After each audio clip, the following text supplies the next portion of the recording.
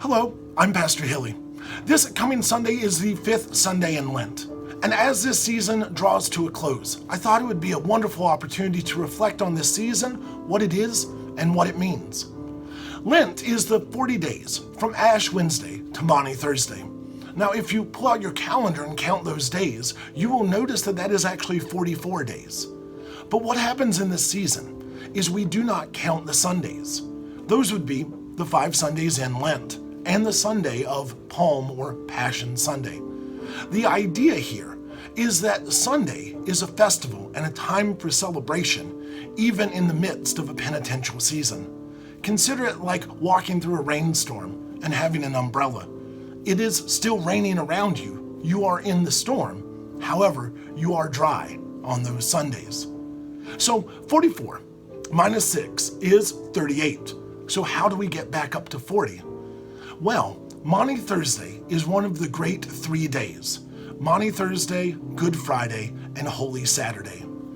To get to the 40 days of Lent, we include not only Maundy Thursday, but Good Friday and Holy Saturday in our counting of those 40 days.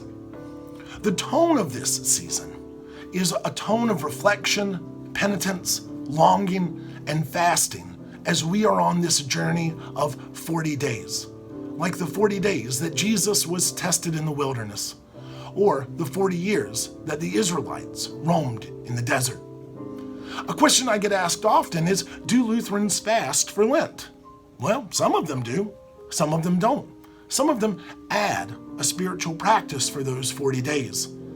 More important than fasting or adding is our time management and making an intentional place in our lives for Jesus over these 40 days.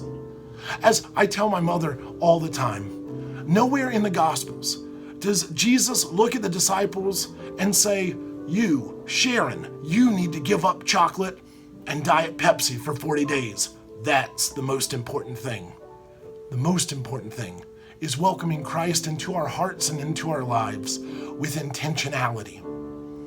The color of this season is purple. Purple, that royal color, the color of royal garments. Because as the season of Lent draws to a close, we will find ourselves gathered in the crowd on Palm Sunday, watching the triumphant entry of the King of Kings, Jesus Christ our Lord. Like Advent prepares us for Christmas, Lent prepares us for Easter, to see God coming into the world through the echoing, hungry, and empty tomb, as Christ has walked through the valley of the shadow of death and waits to meet us with joy, love, life, and resurrection on the other side.